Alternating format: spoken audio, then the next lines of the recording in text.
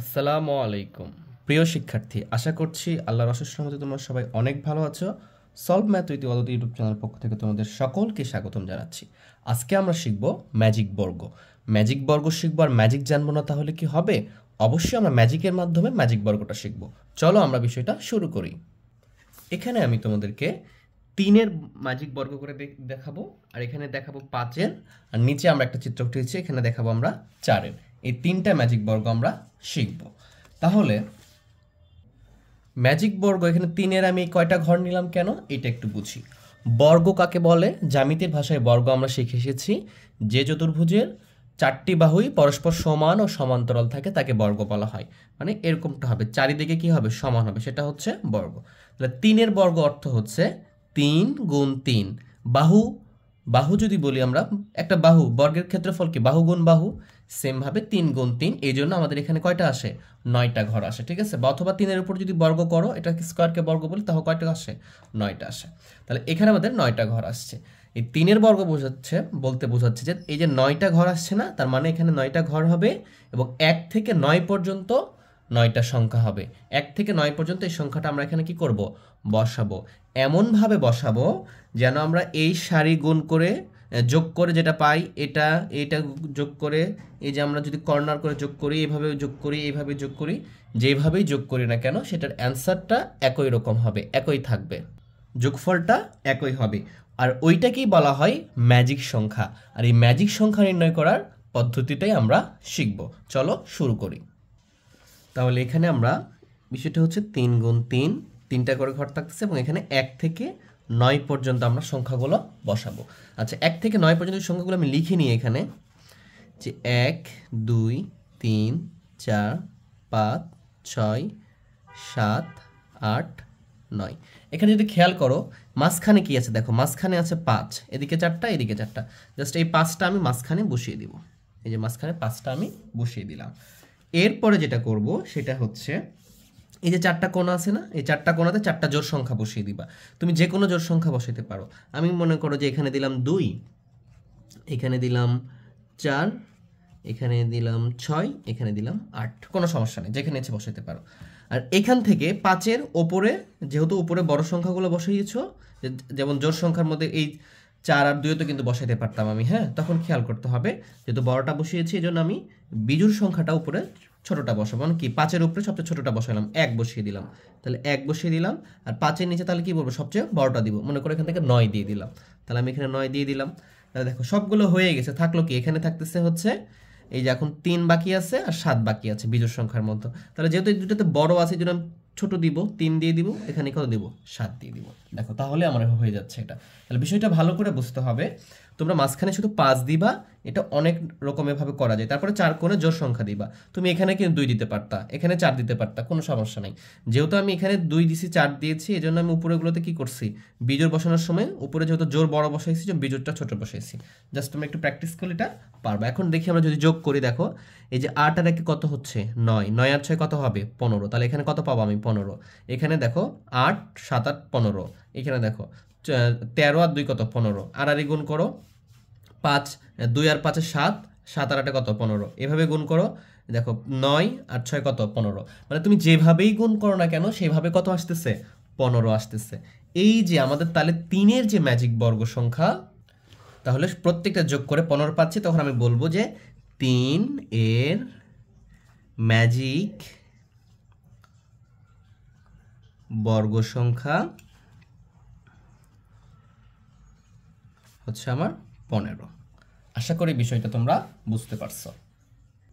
দেখো এই বিষয়টা আমি আরেকভাবে দেখাচ্ছি তোমাকে, তার আগে আমরা এটা করে আসবো। দেখো 5-এর থাকে, এখন বলবো 3-এর পরে তো 4 করা লাগতো, আমি 3-এর পরে 4ই করতাম, 5টা বোঝানোর পরে আমরা 4টা করব। দেখো এই 5 মানে কি? এখানে কি ক্ষেত্রফল যখন বলে কি 5 গুণ 5 এরকমটা হবে, এখানে 5টা এদিকে থাকবে, 5টা এদিকে থাকবে, তাই লিখছি আমি, হ্যাঁ?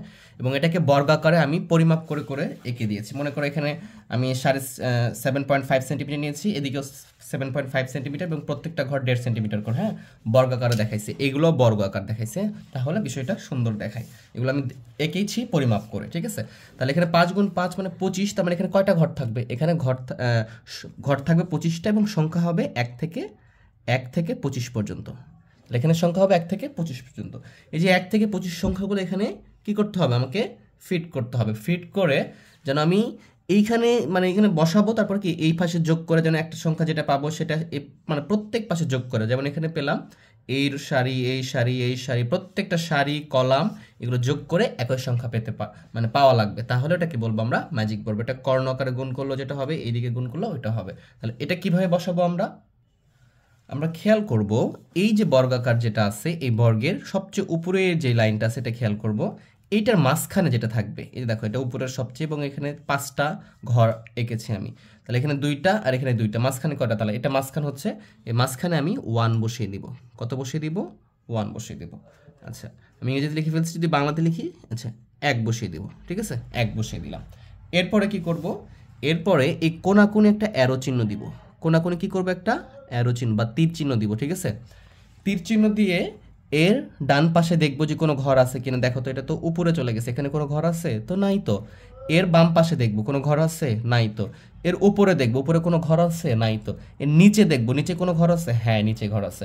যখন এই অ্যারো চিহ্ন পাবো তার সবচেয়ে নিচে যে ঘরটা থাকবে সেখানে আমি 2 লিখবো। ভালো করে বুঝো, 2-1টা দেখলে তোমাদের বিষয়টা ক্লিয়ার হতে হবে, মানে হতে পারবা। তাহলে 2 লিখে ফেললাম। তাহলে কি করলাম, আমি মাঝের ঘরে, উপরের মাঝের ঘরে 1 লিখলাম, এরপরে অ্যারো চিহ্নটা দিলাম, দেওয়ার পরে কি করতেছি, আমি ডান পাশে দেখতেছি ঘর আছে কিনা, তো নাই। বাম পাশে দেখতেছি আছে কিনা, নাই। উপরে আছে তো নাই, কোথাও ঘর নাই। এবং নিচে দেখতেছি ঘর আছে, এবং সবার নিচে আমি লিখে ফেলবো একের পরের যে সংখ্যাটা সেটা লিখে ফেলবো, 2 লিখে ফেলবো। এরপরে আমি এখানে অ্যারো চিহ্ন দিব, মানে যেখানে নিব সেখানে কি করব, অ্যারো চিহ্ন নিব। তো অ্যারো চিহ্ন দিলে আমি কি পেয়ে গেছি, ঘর পেয়ে গেছি। যখনই ঘর পেয়ে যাব তখন এর পরের সংখ্যাটা লিখে ফেলবো, 3 লিখে ফেললাম, ঠিক আছে। এরপরে এখানে অ্যারো চিহ্ন দেবো, দেখো অ্যারো চিহ্ন কিন্তু কোণাকুণি করে দিচ্ছি আমি, হ্যাঁ এই দেখো এইভাবে অ্যারো চিহ্নটা দিচ্ছি, এখানে অ্যারো চিহ্নটা দিয়ে দিলাম। এখন কি করব, এর ডান পাশে দেখতেছি কোনো ঘর আছে, দেখো তো এর ডান পাশে এইদিকে কোনো ঘর নাই। আমি যদি এর বাম পাশে দেখি, হ্যাঁ বাম পাশে ঘর আছে। উপরে দেখি উপরে ঘর নাই, নিচে দেখি ঘর নাই। ভালো করে বুঝো, এই সারিটা খেয়াল করতে হবে, এখানে কিন্তু কোনো ঘর নাই, ডান পাশেও কোনো ঘর নাই, শুধু বাম পাশে ঘর আছে। তাহলে কি করব, এই বাম পাশের ঘর যেখানে ঘর পাবো তার শেষে যাই লিখবো আমরা। শেষ কোথায় লিখবো, যেখানে ঘর পাবো, দেখো এই যে এটা কিন্তু এটা পার হয়ে গেছে, মানে এইখানে অবস্থান করতেছে এটা, এই টোটালে উপরে নাই নিচে নাই বাম পাশে নাই, জাস্ট এটার কি আছে, সরি বাম পাশে আছে ডান পাশে নেই, বাম পাশে সবার শেষে লিখে ফেললাম। 3 লিখছি, তাহলে এখানে কত লিখবো, আমি 4 লিখবো। এইভাবে আমাকে কন্টিনিউ করতে হবে। এরপরে যদি খেয়াল করি, দেখো তাহলে এখানে আবার অ্যারো চিহ্ন দিব, যেখানে লিখবো সেখানে কি দিব, অ্যারো চিহ্ন দিব। দেখো এইখানে আমি ঘর পেয়ে গেছি, তাহলে যদি ঘর পেয়ে যাই, ফাঁকা ঘর পেয়ে যাই, তাহলে 4-এর পরে কত হবে, এখানে আমি 5 লিখে ফেলবো। যেখানে লিখবো সেখানে আবার কি দিব, অ্যারো চিহ্ন দিব। দেখো যেখানে অ্যারো চিহ্ন দিয়েছি, দেখো এই ঘরটা তো ঘর আছে কিন্তু পরিপূর্ণ ঘর আছে, তাহলে তো আমি কিছু লিখতে পারবো না। যদি ফাঁকা ঘর থাকতো তাহলে লিখতে পারতাম। তাহলে এইটা ভালো করে খেয়াল রাখো, যখন যেই ঘর থেকে আমরা অ্যারো চিহ্নটা এঁকেছি তার পরবর্তী ঘর যদি পরিপূর্ণ বা ফাঁকা না থাকে, তাহলে এইটার অ্যারো চিহ্ন এঁকেছি না, এটার নিচেই লিখে ফেলবো 6, বা এর পরের সংখ্যা লিখে ফেলবো। দেখো এতটুকু বুঝছো কিনা, এতটুকু বুঝলে আমাদের বিষয়টা ক্লিয়ার। তাহলে প্রথমে কি করলাম, আমরা এই যে 1 লিখেছিলাম, অ্যারো চিহ্ন দিলাম, দেওয়ার পরে দেখতেছি কোথাও ঘর নাই, শেষে যেখানে ঘর পাইছি নিচে এখানে লিখে ফেলবো। তাহলে এখানে অ্যারো চিহ্ন দিব, দিয়ে এখানে পরেরটা ফাঁকা ঘর পাইছি 3 লিখে ফেলছি। আবার অ্যারো চিহ্ন দিব, দেখতেছি যে উপরে নিচে ডানের সব দিকে ফাঁকা, বাম পাশে আমাদের ঘর আছে, তাহলে বাম পাশে শেষে লিখে ফেলবো। লিখে ফেলার পরে কি, পরে অ্যারো চিহ্ন দিব, সিমিলার ওয়েতে আমরা অ্যাঙ্গেল করে কোণ আকারে অ্যারো চিহ্নগুলো দিব। দিয়ে 4-এর পরে 5 লিখছি, আবার অ্যারো চিহ্ন দিয়েছি, দেখতেছি যে এরপরে কি আছে, ফাঁকা ঘর নাই। তাহলে আমরা ফাঁকা ঘর না থাকলে যেটার অ্যারো চিহ্নটা দিব ওইটা নিচে লিখবো পরবর্তী সংখ্যা। আশা করি বুঝতে পারছো। যখন এই সংখ্যাটা লিখে ফেলছি, তাহলে কি এরপরে অ্যারো চিহ্ন দিব, 6-এর পরে কত হবে, 7। তারপরে এরপরে অ্যারো চিহ্ন দিব, 7-এর পরে কত হবে, 8। এরপরে অ্যারো চিহ্ন দিব, দেখো এখন কিন্তু আর ঘর নাই, এখানে কি ডান পাশে ঘর নাই, বাম পাশে কোনো ঘর নাই, উপরে কোনো ঘর নাই, নিচে আছে। নিচে কোথায় লিখবো, তাহলে নিচে, এটার নিচে কি ঘর আছে না, দেখো এটা কি টোটাল অবস্থান করতেছে, যে পার হয়ে গেছে যে ঘরটা, তার নিচে কি সবার নিচে যে ঘরটা আছে সেটাতে আমরা লিখতে পারবো। সবসময় অ্যারো চিহ্নর সিস্টেমটা এরকম। তাহলে এই যে 8-এর পরে তাহলে কত লিখবো, এখানে আমি 9 লিখে ফেলবো, জাস্ট 9 লিখে ফেললাম। এরপরে যেখানে লিখবো সেখানে অ্যারো চিহ্ন দিব, দেখতেছি এখানে অ্যারো চিহ্ন দিয়ে দেখতেছি যে উপরে কোনো ঘর নাই, নিচেও কোনো ঘর নাই, ডান পাশেও ঘর নাই, কিন্তু বাম পাশে ঘর আছে। তাহলে বাম পাশে 10, 9-এর পরে কত হবে, 10। কোথায় লিখবো, এখানে না, আমাদের সব সময় যেখানে ঘর পাবো তার শেষে লিখবো। এই যে 10 আমি এখানে লিখে ফেললাম। তাহলে এখানে যখন 10 লিখলাম, তাহলে 10-এর এখানে অ্যারো চিহ্ন দিব, 10-এর এখানে যদি অ্যারো চিহ্ন দিই, দেখো এই ঘরটা কি আছে, এই ঘরটা আমার ফাঁকা নাই। যদি ফাঁকা না থাকে তাহলে কি, যার জন্য অ্যারো চিহ্ন দিয়েছি সেইটার নিচেই পরের সংখ্যাটা লিখে ফেলো। তাহলে 10-এর পরে কত হচ্ছে আমার, 11 হচ্ছে। জাস্ট তারপর আমি লিখতে থাকবো। 11-এর পরে কি অ্যারো চিহ্ন দিব, দেখতেছি ফাঁকা আছে, তাহলে এখানে 12 লিখে ফেলবো। এরপর আবার অ্যারো চিহ্ন দিব, দেখতেছি এই ঘরটাও ফাঁকা আছে, তাহলে এখানে আমি 13 লিখে ফেলবো। এরপর দেখতেছি এই ঘরটাও ফাঁকা আছে, অ্যারো চিহ্ন দিব, তাহলে এখানে 14 লিখে ফেলবো। জাস্ট এই ঘরটাও ফাঁকা আছে, তাহলে আমি এখানে কত লিখে ফেলবো, 15 লিখে ফেলবো। আশা করি বুঝতেছো। তাহলে এখান থেকে অ্যারো চিহ্ন দিব, এই যে এখানে আমি অ্যারো চিহ্নটা দিয়ে দিলাম। এখানে যদি খেয়াল করি, এর ডান পাশে কোনো ঘর নাই, বাম পাশে ঘর নাই, উপরে এইভাবে যাবে, উপরেও ঘর নাই, কিন্তু নিচে ঘর আছে। নিচে ঘরটা কি আছে দেখো তো, নিচে ঘরটা পরিপূর্ণ আছে। তাহলে পরিপূর্ণ যখন থাকবে, যেটার জন্য মানে আমি টান দিব, তার নিচে লিখতে হবে পরের সংখ্যা। তাহলে 15-এর পরে কত হচ্ছে আমার এখানে 16 হচ্ছে। তাহলে এখানে টান দিব, এখানে যদি টান দিই তাহলে কোথায় পাচ্ছি আমি, এইভাবে সবগুলো কিন্তু কি কোণ আকারে টান দিতে হবে। তাহলে এখানে দেখো উপরে ফাঁকা, উপরে কোনো ঘর নাই, নিচেও কোনো ঘর নাই, ডান পাশেও কোনো ঘর নাই। তাহলে কোথায় ঘর আছে, একবারে বাম পাশে ঘর আছে। তাহলে বাম পাশে 16-র পরে কত হবে 17। কোথায় লিখবো, বাম পাশের শেষে আমরা লিখবো, এখানে লিখবো কত 17। এরপরে কি করবো, এখানে আমরা টান দিব। যদি এখানে দেখি, দেখো এখানে কি ডান পাশে কোনো ঘর নাই, বাম পাশে কোনো ঘর নাই, উপরে কোনো ঘর নাই, এই যে নিচে ঘর আছে, যে নিচে এটা এই ঘরটা আছে। তাহলে 17-র পরে একবারে শেষে যে কি লিখবো আমি, এখানে লিখবো আমি 18। আশা করি বুঝতে পারছো তোমরা। এবারে কি এখানে অ্যারো চিহ্ন দিব, দেখতেছি পরের ঘরটা ফাঁকা আছে, তাহলে এখানে কত লিখবো আমি 19 লিখবো। এরপরে অ্যারো চিহ্ন দিব, এখানে কত লিখবো আমি 20 লিখবো। এরপর আবার অ্যারো চিহ্ন দিব আমি, 20-এর পরে যদি অ্যারো চিহ্ন দিই, তাহলে অ্যারো চিহ্ন দিয়ে দেখতেছি আমি এখানে এই তীর চিহ্নটা দিয়ে দেখতেছি যে এখানে কি পরিপূর্ণ আছে, ঘরটা ফাঁকা নাই। তাহলে কি এই যে যেটার জন্য অ্যারো চিহ্ন দিছি সেটার নিচে আমি লিখে ফেলবো তার পরবর্তী সংখ্যা 21। এরপর এইখানে দিব চিহ্নটা, জাস্ট এই ঘরটা ফাঁকা আছে, তাহলে 21-এর পর কত হবে 22। তারপরে এইখানে দিব অ্যারো চিহ্নটা। কখনো যেন সোজা করে দিও না, হ্যাঁ, এভাবে ক্রস করে দিতে হবে। আশা করি বুঝতে পারছো। দেখো এখানে উপরে ফাঁকা, নিচে ফাঁকা, ডান পাশে ফাঁকা, বাম পাশে আছে। তাহলে এটা কি লিখবো 22-এর পরে এখানে দেখো এই যে চলে আসলো, এখানে হচ্ছে 23। তাহলে এখান থেকে এখানে দিব আমি 23-এর পর, তাহলে কত হচ্ছে 24। তাহলে এরপরে এইখানে ঘরটা দিব আমি, এইখানে দিব। তাহলে এখানে কি দেখো তো উপরে ফাঁকা, ডান পাশ বাম পাশ ফাঁকা, নিচে এই যে আছে। তাহলে এখানে কত লিখে ফেলবো আমি 25 লিখে ফেলবো। 1 থেকে 25 পর্যন্ত ছিল, জাস্ট আমার বসানোটা কমপ্লিট। তোমাদের বোঝানোর জন্য অ্যারো চিহ্নগুলো দিয়েছি। পরীক্ষায় তোমাদের যদি বলি করতে বলে, তাহলে তোমরা অ্যারো চিহ্নটা দিবা না, তোমরা তখন বুঝতে পারবে যে একের এখানে অ্যারো চিহ্ন হচ্ছে, নিজে চলে আসবা। জাস্ট প্র্যাকটিস করো, খুব ভালো করে ক্লিয়ার হয়ে যাবে। এখন আমি এগুলো যোগ করি, তাহলে কত হচ্ছে আমার যোগ করে দেখি। 17 আর 24, 17 আর 24 যোগ করলে কত হবে 41 হবে। 41 আর একে কত 42, 42 আর 8-এ কত হচ্ছে 50, 50-এর 15-তে কত হচ্ছে 65, এখানে 65 পাইলাম। আচ্ছা এখানে যদি দেখি 23 আর 5-এ কত 28, 28-এর সাথে কত 35, 35 আর 14 কত 49, 49 আর 16 কত 65। তাহলে যদি তোমরা এইভাবে প্রত্যেকটা যোগ করবা, প্রত্যেকটাতে কত পাবা 65 পাবা, প্রত্যেকটাতে কত পাবা 65 পাবা। বুঝতে পারতেছ, এটাতেও 65 পাবা। এইভাবে যদি যোগ করো সেখানেও দেখবা যে 65 পাচ্ছ। এইভাবে আড়াআড়ি যোগ করো, যোগ করে দাও, কোন আকারে যোগ করে দাও, তখনও দেখবা যে 65 পাচ্ছ। এইভাবে যোগ করে দাও, তখনও দেখবা যে 65 পাচ্ছ। আশা করি বিষয়টা বুঝতেছ।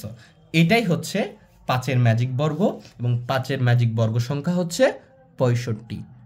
5-এর ম্যাজিক বর্গ সংখ্যা কত আমাদের 65। 5-এর ম্যাজিক বর্গ সংখ্যা হচ্ছে 65। তাহলে আমি যদি লিখে ফেলবো যে 5-এর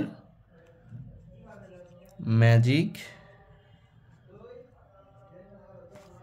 বর্গ সংখ্যা 65। ঠিক আছে।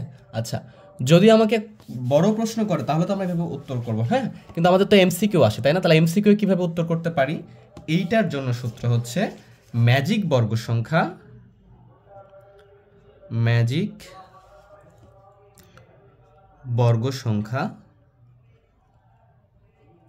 সমান সমান n into n square plus 1 divided by 2, এটা দিয়ে দেবা, তাহলেই হয়ে গেছে।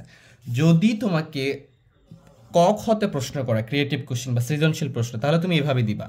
কিন্তু যদি এমসিকিউ বলে যে ম্যাজিক বর্গ সংখ্যা, বললো যে 3-এর ম্যাজিক বর্গ সংখ্যা, তাহলে তুমি এই সূত্রটা বসাবা, n এর মান তখন 3 বসাই দিবে। দেখো কেমন করে আসতেছে, আমি একটু দেখাই যদি তোমাদেরকে। যদি বলে যে ম্যাজিক বর্গ সংখ্যা 3-এর, কার বলছে 3-এর, তাহলে n এর মান কত হবে 3n তম পদ, 3 ইন্টু 3 স্কোয়ার প্লাস 1/2। আশা করি তোমরা এগুলো অ্যাপ্লাই করতে পারো। তাহলে দেখো কত হচ্ছে এখানে, এখানে দেখো 3-এর উপর স্কোয়ার করলে কত হবে 9 আর 1-এ 10, 3 10 কত 30/2 ইকুয়াল টু কত 15। এই দেখো 15 চলে আসছে আমার। এই যে দেখো আমার এখানে ম্যাজিক বর্গ সংখ্যা কত আসছে 15। মানে 5-এর করলাম না, যদি 5-এরটা করি তাহলে কত আসবে দেখো, এন এর মান তখন 5 বসিয়ে দিবে তোমরা, হ্যাঁ এন এর মান তখন 5 বসিয়ে দিবে। তাহলে 5 ইন্টু 5-এর উপর স্কোয়ার প্লাস 1 ডিভাইডেড বাই কত 2। তাহলে 5 5 25 আর 1-এ কত 26, 5 5 25 আর 1-এ কত 26, মানে এরকমটা হচ্ছে দেখো 5, এই যে এটা মানে তো গুণ 25 আর 1-এ কত 26 বাই কত 2, এটাতে ভাগ করে দাও 13 আসতেছে, 5 13 কত 65। এই যে আমাদের 65 চলে আসছে, কথা বুঝছো। এরপর আমরা 4-এরটা দেখবো। দেখো 4-এর ম্যাজিক বর্গ সংখ্যা কত, তাহলে 4-এর ক্ষেত্রে তাহলে এখানে কত বসাবো 4 বসাবো। আচ্ছা আমি ইংরেজিতে লিখতেছি, ইংরেজি লিখি এখানে 4 ইন্টু 4 স্কোয়ার প্লাস 1 বাই কত 2। তাহলে 4 4 16 আর 1-এ কত 17, তাহলে 4 গুণ 17/2, এটা দ্বারা ভাগ করলে কত হবে 2 ইকুয়াল টু কত আসবে আমাদের 34। তাহলে আমাদের এমসিকিউ আসলে জাস্ট এই সূত্রটা ব্যবহার করবো আমরা, ঠিক আছে, সূত্র ব্যবহার করে আমরা এটা অ্যান্সার করে ফেলবো। যদি বলে যে 8-এর কত বর্গ সংখ্যা কত, 9-এর কত বর্গ সংখ্যা, এগুলো তোমরা সব করতে পারবা, আশা করি তোমরা কি করতে পারবা সবগুলো করতে পারবা। তাহলে এইভাবে আমরা এটা করতে পারবো। আমরা যে 3 নম্বরটা এখানে করলাম না, এই 3 নম্বরটাও কিন্তু এভাবে করতে পারতাম, যে মাঝখানে আমি কি লিখছি 1 লিখবো, তারপর এভাবে টান দিব, টান দিয়ে কি করবো দেখো এর ডান পাশে দেখবো, বাম পাশে দেখবো, উপরে দেখবো, কিচ্ছু নাই, নিচে দেখতেছি কি এই যে নিচে সবার শেষে কত লিখবো, তাহলে 2 লিখবো। এরপরে কি করবো এখানে একটা টান দিব এইভাবে, এরপর দেখছি উপরে নিচে কিছু নাই, ডান পাশে কিছু নাই, বাম পাশে 3 লিখবো।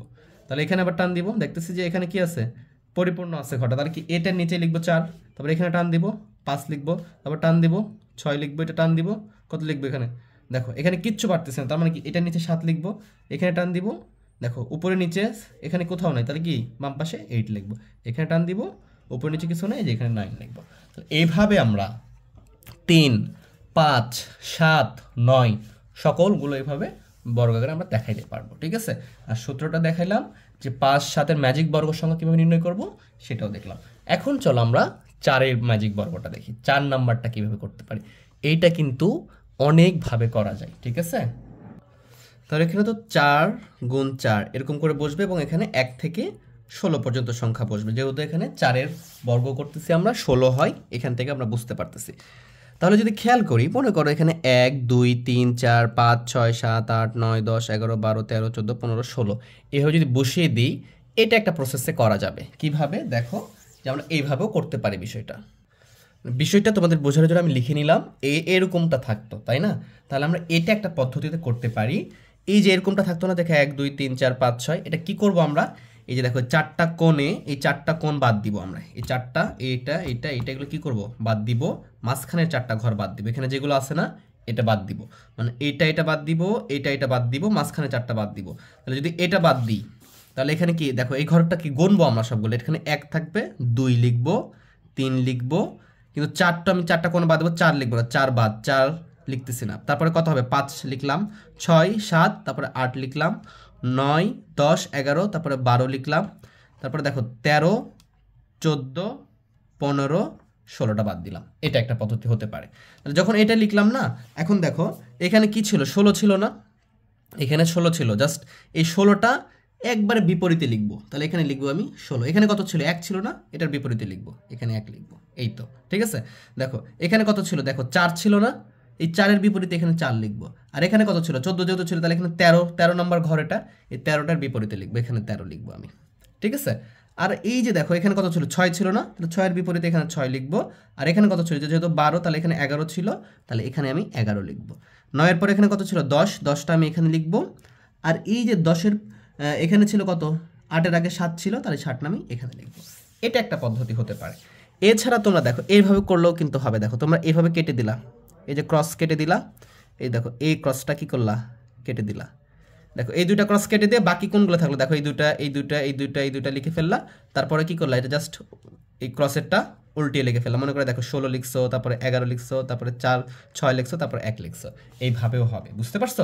জাস্ট উল্টিয়ে দিবা, ক্রসগুলো বাদ দিয়ে যেগুলো থাকবে সেগুলো বসিয়ে দেবো। যেমন দেখো 2 3 ছিল, 2 3 বসিয়েছিলাম, 8 12 ছিল, 8 12 বসিয়েছিলাম, 5 9 ছিল, 5 9 বসিয়েছিলাম, 14 15 ছিল, 14 15 বসিয়েছিলাম, বুঝতে পারছো? এই যে দেখো এখন ক্রস দিছো না, এই দেখো 16 ক্রসের শেষে আছে, জাস্ট উপরে লিখবা, এই যে উপরে লিখছি, তারপরে 11, এই যে 11, তারপরে 6, এই যে 6, তারপরে 1। সেম ভাবে এটাও দেখো 4 ওই উপরে ছিল, 4 সবার নিচে, তারপরে 7 ছিল, 7 10 13, এটাও করতে পারি। আমরা কিন্তু আরেকটা পদ্ধতি অ্যাপ্লাই করতে পারি, বুঝতে পারছো? মনে করো যে তুমি এরকম একটা ইয়ে নিছো, কাটা কম্পাস নিছো, হ্যাঁ, নেওয়ার পরে তুমি এইখান থেকে এতটুকু পরিমাপ নেবে একটা ঘরের, নিয়ে এখান থেকে কি করবে, একটা বৃত্ত কল্পনা করবা, বৃত্ত কল্পনা করবা। দেখো বৃত্ত কল্পনা করে যে ঘরগুলো তুমি পাবা সেই ঘরে মান বসাবা, তাহলেও কিন্তু হবে, বুঝতে পারছো? দেখো তো এই যে দেখো তো এই 2 3 বসাইছিলাম না, দেখো 16 কি বসিয়েছিলাম, 16 তো পাই নাই, বৃত্ত তো যাই নাই। এই যে 8 12 লিখছিলাম, 5 9 লিখছিলাম, 14 15 লিখছিলাম। তাহলে এইভাবে অনেক পদ্ধতিতে আমরা ম্যাজিক বর্গগুলো নির্ণয় করতে পারবো। এইভাবে তুমি জোড় সংখ্যাগুলো নির্ণয় করতে পারবা। এখন যদি এটা যোগ করো, আমি যদি তোমাদের যোগ করে দেখালাম না, যোগ করে দেখাই। দেখো 16 আর 2 কত হবে, 18, 18 আর 3 কত, 21, 21 আর 14 13 কত হবে, 34। এই যে আমরা 4-এর বর্গ সংখ্যা পেয়েছিলাম কত, 34 পেয়েছিলাম। আশা করি বিষয়টা বুঝতে পারছো। এখন এটা যোগ করো, দেখো এটা যোগ করো, 34 আসবে। 5 আর 11 কত, 16, 16 আর 10 কত, 26, 26 আর 8 কত, 34। তাহলে এখানেও 34 পাবা, এখানেও যোগ করো 34 পাবা, এইভাবে যোগ করো 34 পাবা, এইভাবে যদি যোগ করো তাও 34 পাবা, এইভাবে যদি যোগ করো তাহলে এখানে 34 পাবা, এইভাবে যোগ করলো 34 পাবা, এইভাবে যোগ করলো 34 পাবা, যেই দিকে যোগ করো 34 পাবা। এই জন্য 4-এর ম্যাজিক বর্গ সংখ্যা 34। আর আমরা সূত্র কিভাবে পাইলাম, ম্যাজিক বর্গ সংখ্যার সূত্র হচ্ছে n × n² + 1/2, এটা সূত্র, বাস মাথায় রাখতে হবে এটা, ঠিক আছে? এখানে যদি দেখা যাচ্ছে যে, যদি বলে যে তোমাকে বললো যে 9-এর ম্যাজিক বর্গ দেখাও, যদি এত বর্গ দেখাইতে বলবে না, দেখাতে চাইবে না, 6 7 এটা অনেক বড় হয়, 36 68, তোমাদের তো অনেক সময় লাগবে, পরীক্ষায় এত বড়টা দিবে না। বলতে পারে যে 9-এর ম্যাজিক বর্গ সংখ্যা কত, এটা এমসিকিউ দিতে পারে, তখন এখানে 9 বসিয়ে দিবে, এখানে 9 বসিয়ে দিবে, দিয়ে ক্যালকুলেশন করবা, তাহলেই পারবা। তাহলে আজকে এই পর্যন্তই রাখতেছি। এরকম যদি ম্যাজিকের মতো সহজ পদ্ধতিতে গণিতের সমাধান চাও, অবশ্যই চ্যানেলের পাশে থাকতে হবে, সাবস্ক্রাইব করে লাইক করে শেয়ার করে দিবা। আজকে এই পর্যন্তই, সবাই ভালো থেকো, সুস্থ থেকো, আল্লাহ হাফেজ।